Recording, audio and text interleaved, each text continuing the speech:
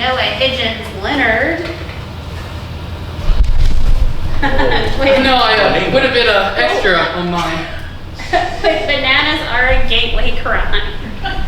Sometimes as writers, we have content that we scratch from our writing. I decided to use one of mine from a different story. The character Captain Stalk. Completely different in this. And with the power of crappy dad jokes and Kurt's French accent, the story Bananas Are a Gateway Crime was born.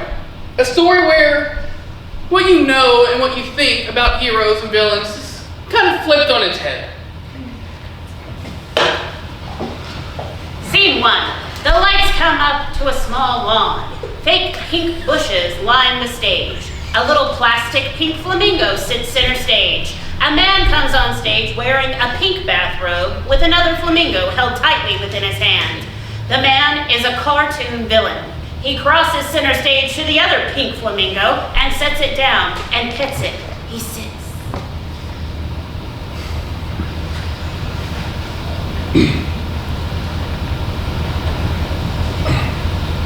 Here you go, little guy. The friend you always ask me for. Don't give me that look. I will take him back. What do you mean you wanted a guy? He's a flamingo. He's pink. He's plastic. You think I could just summon a real man with bendy legs and permanent smirk? Fine, I get it. You're disappointed. What am I doing with my life? I used to command armies. I had a lava moat. I'm emotionally negotiating with lawn birds. I used to wear a cape made of pink feathers. Now I own 17 flamingo-themed bath towels. I have flamingo socks, flamingo mugs, flamingo pajamas. I sleep under a comforter that says stand tall. Maybe I should go back to villainy. At least the real flamingos didn't judge me, and they never asked for a boyfriend. Stand down, Dr. Floctopus! Stalk charges on stage like he's entering a wrestling ring. He grabs the flamingo from the ground and hurls it off stage. Hey, I don't go by that anymore. I'm done weaponizing tackiness for evil. I don't care. You'll be the next evildoer. Stand down. I was doing that before you came over here and threw my stuff. You were littering? That is quite evil. It's a lawn ornament. It's an eye crime. The level of pink here is quite extreme. You know what? I'm getting tired of this. Of what? The good of the human soul? You! Ever since I stopped being a villain, you constantly stalk me and ruin my peaceful retirement. But evil never rests. But I do. Leave me alone. You followed me into the laundry last night. You were separating whites and darks with suspicious intent. I was doing laundry. You folded with malice. Molokov tries to walk off stage, but is stopped by the hero who grabs his collar. Not so fast. He punches Molokov, who falls to the floor. God, please leave me alone. Never. Fine. Molokov punches Stalk, but hurts his hand. Ow, God. Evil never hurts justice. Stalk goes in for another punch, but Molokov shouts, "Smoke bomb!"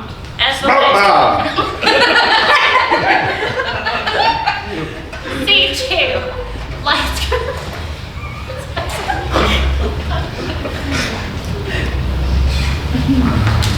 All right. Lights come up on a community center room. I'm so sorry. It's funny. Okay. Folding chairs in a circle. A whiteboard labeled boundaries. A coffee table with sad snacks. Half-eaten cookies. Lukewarm tea. One flickering overhead light. Welcome back, everyone. Today's theme is unwanted attention from Captain Stalk. Molokov, would you like to share? He followed me into the laundromat. I was folding socks. He declared justice. He even came to my home last night. And how did that make you feel? Like my socks were accessories to a crime I didn't commit. He tackled my dad for jaywalking. We were on a family walk. Installed a motion sensor in my mailbox. It plays the national anthem like it business. He narrated my grocery list out loud in rhyme. Let's breathe through that. Inhale, exhale. Now let's remember that he's not here. This is a safe space. Door creaks open. Captain Stalk enters wearing a trench coat, fake goatee, and a name tag that says Evilman. He's dragging a duffel bag labeled Evidence. He is an overly cartoon villain here. Greetings, fellow villains. I am here to plot. Sir, this is a closed session. I am Evilman, and I find it evil to not listen to my parents. I do crimes regularly. I once jaywalked while chewing gum. Ooh. You're wearing hero boots. There. Ironic. He sits. The chair collapses. He rolls backward, lands on the snack table. Cookies fly. No! I meant to do that. Let's refocus. Molokov, what boundary would you like respected? I'd like to walk to the post office without being accused of masterminding a mailbox uprising. That mailbox looked suspicious. Evilman. Sorry. I'm working on my silence. I'm failing. I denied the claim essential dread as a Schedule C deduction. The IRS had acted as too relatable. He gave my cat a citation for menacing behavior. He tried to interrogate my sourdough starter. Sorry for the interruption, but Evilman, why does your clipboard read villain surveillance log? That's my evil diary. You're writing that Molokov at a suspicious hospital right now. I came here to learn the ways of evil so that I can stop them, cause them. You're not a villain. Get. Correct. I'll leave. Dramatically. He tries to leap over the chair. He fails and falls. Everyone groans.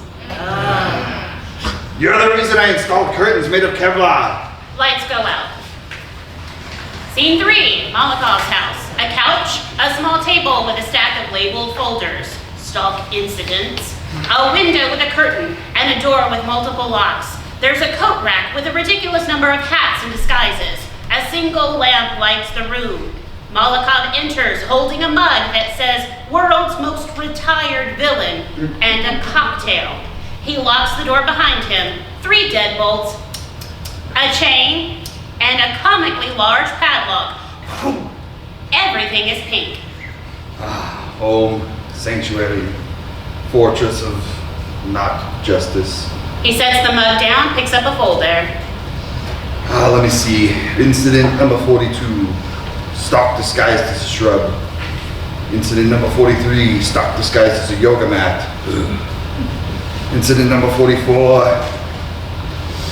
Stalk disguised as a mailbox. He made the mailman cry. Incident number 45. Stalk disguised as a flamingo. He blended in for 6 hours. I fed him grapes. He tosses the folder aside and sits. Then a loud thump from the window. No. The window bursts open. Captain Stalk tumbles in, tangled in rope and wearing a fake mustache and a trench coat over his hero costume. I sensed danger. You sensed my dinner break. Is that a drink? Yeah, it's my Molotov cocktail. Captain Stalk reaches for the drink and throws it off stage. No, my drink. Why are you here? There was suspicious activity near your mailbox. It was me getting the mail. Exactly. He tries to strike a heroic pose but knocks over the coat rack. Hats scatter. You owe me 12 hats. Disguises are a gateway to deception. They were fedoras. Exactly. This one smells like betrayal. Molokov grabs a folder and slaps it into Stalk's chest. This is a log of every time you've broken into my home. Read it. Learn from it. Burn it. Incident 31. Entered through chimney. Claimed to be Justice Claus. That one was festive. I even brought peppermint handcuffs. You set my rug on fire. Symbolic cleansing. You roasted marshmallows with my toaster. They were Justice S'mores. Get out! I brought you something. He pulls out a crumpled coupon. Frozen yogurt.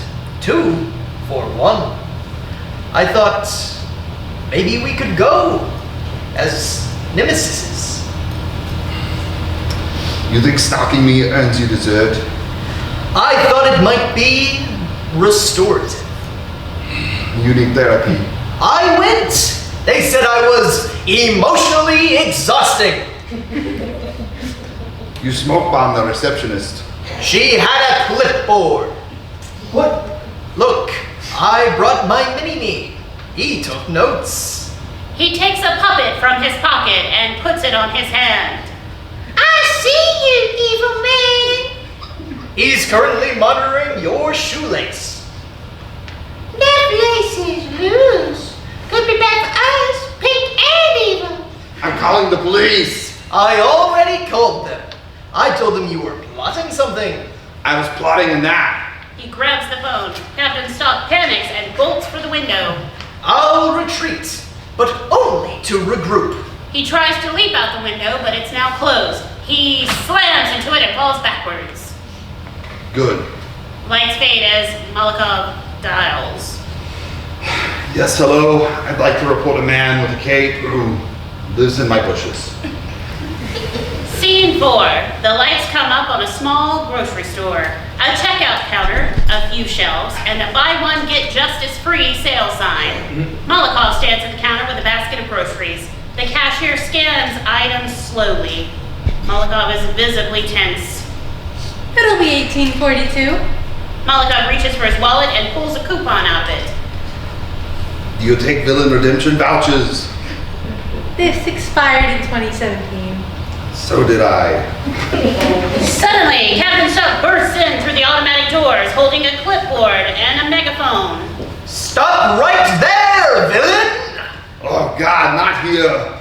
You were about to purchase bananas. Yes. Bananas are high in potassium. Potassium fuels evil. I fuel smoothies. Smoothies of deception. Molokov grabs his bag and bolts out the door in a panic. The cashier blinks. He didn't pay. Molokov walks stage left to a police station. A desk, a bench, and a wall of community flyers. Molokov storms in, clutching his grocery bag. I'd like to report a stalker. Name? Molokov. Former villain, retired, mostly. The stalker is Captain Stalk. He chased me through produce.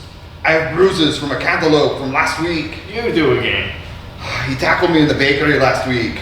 Today he accused my bananas of conspiracy. Did you pay for those groceries?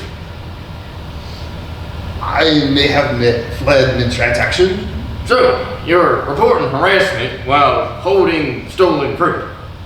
It wasn't stolen. It's panic produce. The door swings open. Captain Stalk enters, calm, holding a receipt and a folder labeled Molokov Grocery Threat Matrix. I sense escalation.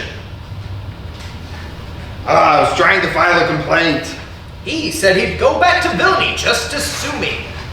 Is that true? I was venting. Molokov, you're under arrest. For what? Shoplifting, threatening as a registered hero, public nuisance, emotional disturbance, and general pattern of suspicious behavior. You can't be serious. It's not evil. I'm Austrian. The city knows you two. We've had bets going for months. Captain Stalk, congratulations. You've officially defeated your nemesis. Justice is patient. Justice is delusional. We'll put that on the black.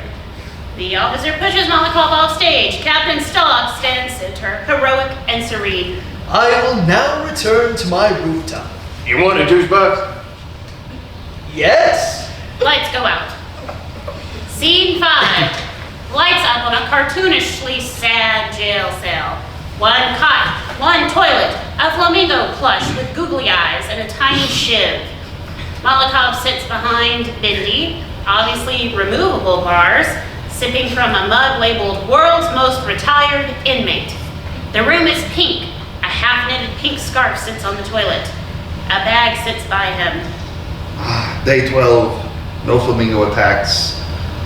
Day 13, Captain Stalk sent me a fruit basket. It exploded into pink glitter. God, why did I get sent with these guys? I'm nothing next to Captain Beige or Lady Breadcrumb. Oh, while I get bullied by Dr. Pigeonhole and Doc Submission.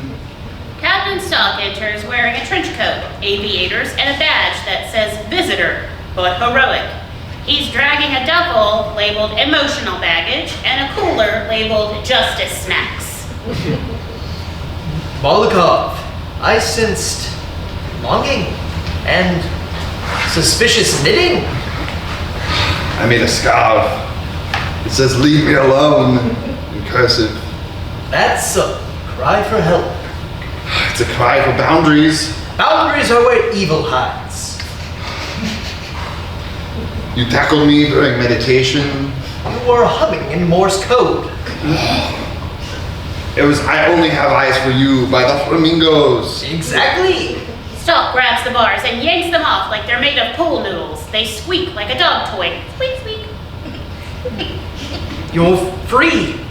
Come back to the chaos. The capes. The smoothies. The morally gray brunches.